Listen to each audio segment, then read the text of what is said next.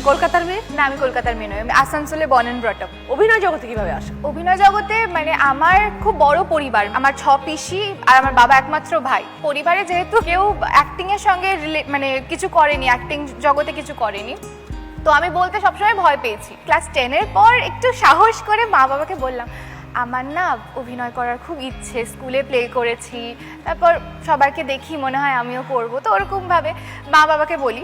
নিয়ে আমি সারপ্রাইজ কি মা বাবা দুজনেই এত বেশি সাপোর্টিভ ছিল। মানে আমি তো আসানসোলে, মানে আসানসোল থেকে কলকাতার ডিস্টেন্সটা বেশ অনেকটাই। মা সকালবেলা আমাকে নিয়ে ট্রেনে করে আসতো, নিয়ে তারপর সারাদিন আমরা ঘুরতাম স্টুডিও, তারপর থিয়েটার করতাম, নিয়ে সারাদিন খেটে খুঁটে ওখান থেকে নিয়ে রাত্রিবেলা বাড়ি ফিরতাম। মানে মা সাহস করে আসানসোল থেকে এখানে আমাকে নিয়ে পড়াশোনা কমপ্লিট হয়ে গেছিল?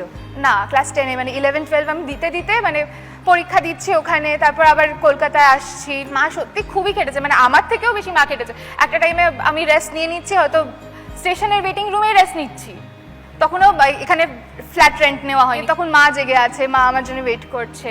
মানে মা সত্যি খুব খেটেছে। আনফর্চুনেটলি 2 বছর আগে আমি মাকে হারাই। কেন, মায়ের কি হয়েছিল? মায়ের ক্যান্সার ছিল। ও, মানে একদম সময় দেয়নি, আনফর্চুনেটলি হারাই। মা আমার মানে এই স্টেজে আমাকে কোনোদিনও দেখতে পারিনি, ওটা আমার সত্যি খুব খারাপ লাগে। কিন্তু বাবা কোনোদিনও ফিল হতে দেয়নি ওটা আমাকে।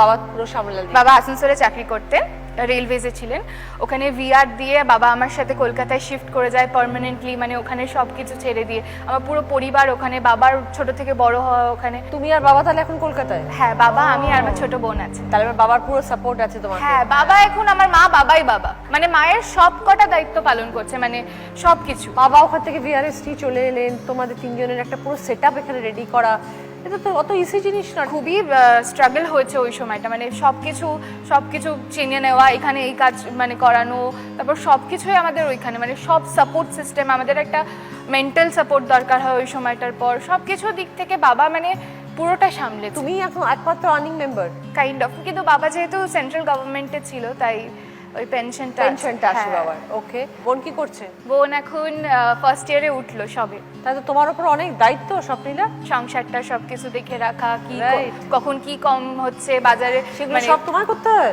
হ্যাঁ, গ্রসারি মানে কি অর্ডার দিতে হবে, এই বিলটা দিতে হবে, ওই বিলটা দিতে হবে, বাবা তোমার এইটা বাকি আছে, এই ওষুধটা আনতে হবে, তোমার সবকিছু আমাকে দেখে রাখতে হয়। স্বপ্নিলা আর বেবি নেই, এখন লেডি হয়ে গেছে। তো ব্রেকটা কিভাবে পেলে স্বপ্নিলা? অডিশন দিয়েছিলাম, দিয়ে অডিশনে হঠাৎ করে সিলেক্ট হয়ে কাজ করতে করতে, এটা আমার 3 নম্বর কাজ, স্রোতের চরিত্র। আমি ডাক্তারি পড়ছি, অন্যায় সহ্য করতে পারি না, অন্যায় সবসময় প্রতিবাদ করি, মা বাবার শিক্ষায় সবসময় উচিত কথাটা বলতে কখনো ভয় পাই না, ওটা আমার রিয়েল লাইফেও, মানে বাবা মা সবসময় বলেছে কি উচিত কথা বলতে কখনো ভয় পাবি না, সেটা একটা স্রোতের সাথে একটা ক্যারেক্টার রিলেট করতে পারি। পড়াশোনাটা কি হলো স্বপ্নিলা? পড়াশোনা আমি এখন 3rd ইয়ারে পড়ছি, ইংলিশ অনার্স। পড়াশোনাটা কমপ্লিট করার ইচ্ছে আছে তো?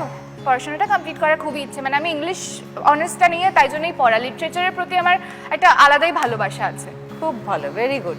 এত ছোট বয়সেও তো তুমি এত বড় দায়িত্ব নিয়ে তারপরেও পড়াশোনা করছো, অভিনয় করছো, সংসার দেখছো, এভরিথিং ভেরি গুড, খুব ভালো Swapnila. I wish you all the best. Thank you.